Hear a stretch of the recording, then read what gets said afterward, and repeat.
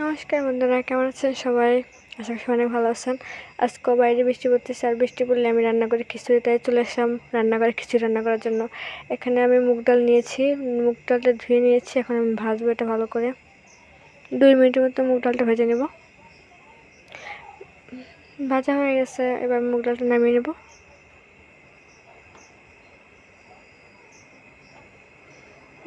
নামিয়ে নিয়েছি, এবার কড়াইতে তেল দিয়ে দেবো।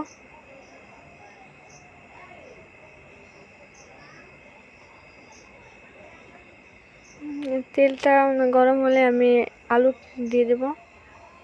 খিচুড়িতে কিন্তু আমি আলু দিই, আলু না দিলে আমার ভালো লাগে না। তো আমি আলুগুলো বড় বড় করে কেটে নিয়েছি। আলুটা ভাজা হয়ে গেছে, উঠিয়ে নেব। লাল লাল করে ভেজে নিয়েছি। এখানে আমি দিয়ে দেবো 2টা তেজপাতা, শুকনো মরিচ আর কটা জিরে।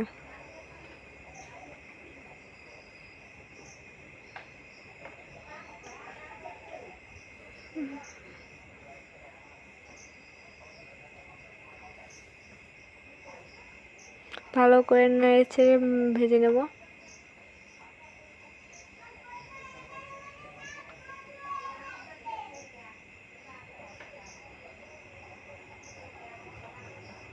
দেখছিলাম যে ভাজা হচ্ছিল কিনা, জিরা কিন্তু কাঁচা থাকলে ভালো লাগে না, তাই নাড়াচাড়া দিয়ে ভালো করে ভেজে নিয়েছিলাম। ভাজা হয়ে গেছে। এখানে আমি পেঁয়াজ কুচি, কাঁচামরিচ আর রসুন কেটে নিয়েছিলাম, বেশি করে নিয়েছিলাম।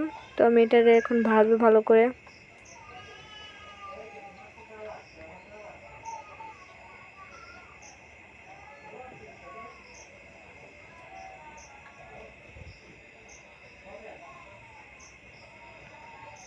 নাড়াচাড়া দিয়ে ভালো করে ভেজে নিচ্ছিলাম।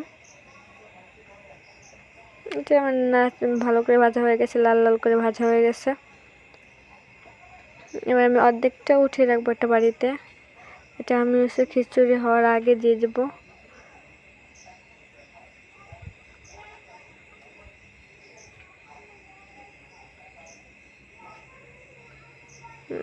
এবার আমি ধুয়ে রাখা মসুর ডাল আর ভাতের চালটা দিয়ে দেবো। আজকের পোলার চাল দিয়ে রান্না করবো না, ভাতের চাল দিয়ে রান্না করব। এটা আমি ভালো করে নাড়াচাড়া দিয়ে ভেজে নেব।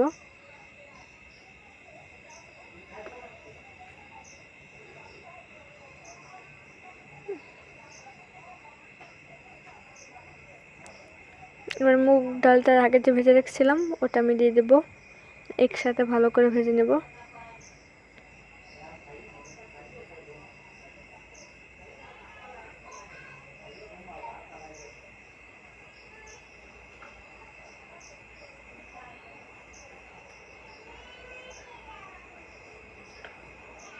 ভাজা হয়ে গেছে।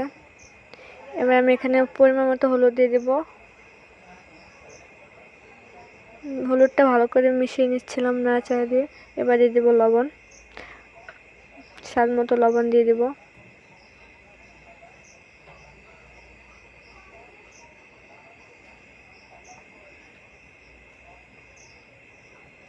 ভাজা হয়ে গেছে, এবার আমি পানি দিয়ে দেবো। পানিটা কিন্তু ঠিকঠাক মতো দিতে হবে, না হলে কিন্তু খিচুড়িটা আপনার ভুনা খিচুড়ি হবে না, লাটা লাটা হয়ে যাবে। এবার আমি ভেজে রাখা আলুগুলো দিয়ে দেবো, যেগুলো আমি বড় বড় করে কেটেছিলাম। তো আমি আগে দিয়ে দিলাম আলুগুলো, না কিন্তু সেদ্ধ হবে না। আমি ঢেকে দিয়েছি। এই যে আমার খিচুড়ি রান্না করা হয়ে গেছে। এবার খেয়ে দেখবো কীরকম হয়েছে।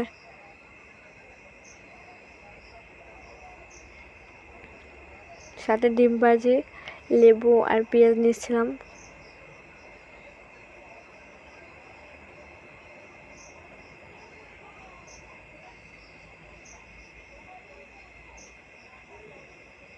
খিচুড়িটা কিন্তু দারুণ হয়েছিল। ভাবতে পারিনি যে এত মজা করে আমি খিচুড়ি রান্না করতে পারবো। খিচুড়িটা কিন্তু খুব ভালো হয়েছিল।